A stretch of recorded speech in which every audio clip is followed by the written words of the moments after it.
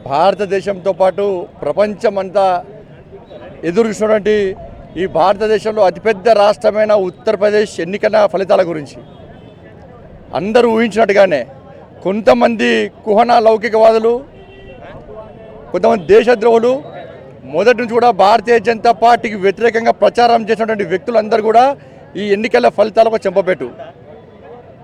వాళ్ళ కాంగ్రెస్, సమాజ్వాదీ పార్టీలు రెండు కూడా కేవలము ముస్లిం ఓటు బ్యాంక్తో గెలవాలని చెప్పి భారతీయ జనతా పార్టీని ఒక మతతత్వవాదిగా చిత్రీకరిస్తే, మతతత్వ పార్టీగా చిత్రీకరిస్తే ఇలా హిందూ సమాజం ఒకటైంది. మెజార్టీ ప్రజలంతా ఓటు బ్యాంక్గా మారి అలా భారతీయ జనతా పార్టీ నరేంద్ర మోడీ నాయకత్వాన్ని బలిపించిన విషయాలు స్పష్టమైంది. ఢిల్లీని కేంద్రంగా చేసుకొని ఢిల్లీలో అలజడి సృష్టిస్తే దాని ప్రభావం ఉత్తరప్రదేశ్ ఎన్నికల్లో పడుతుందని చెప్పి ఒక కుయుక్తులతోని కమ్యూనిస్టు పార్టీలు ఢిల్లీ యూనివర్సిటీలో విద్యార్థి సంఘాల మధ్య విద్వేషాలు సృష్టించి దేశద్రోహులకు మద్దతు తెలిపితే ఇలా దేశభక్తులు అందరూ ఒకటై ఉత్తరప్రదేశ్ ఎన్నికల్లో విజయాన్ని చేకూర్చిపెట్టారు.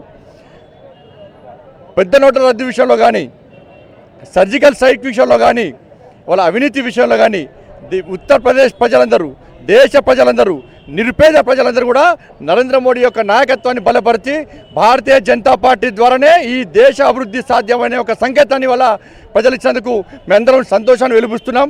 దేశ ప్రజలందరూ కూడా, ప్రతి ఒక్క వ్యక్తి, సామాన్య వ్యక్తి కూడా మేమే విజయం సాధించినటువంటి సంతోషంలో ఉన్నారు. ఇవాళ ఉత్తరప్రదేశ్ ఎన్నికలను స్ఫూర్తిగా తీసుకొని తెలంగాణతో పాటు దక్షిణాది రాష్ట్రాల్లో రాబోయే రోజుల్లో భారతీయ జనతా పార్టీ జెండా ఎగరడం ఖాయం, విజయం సాధించడం ఖాయం.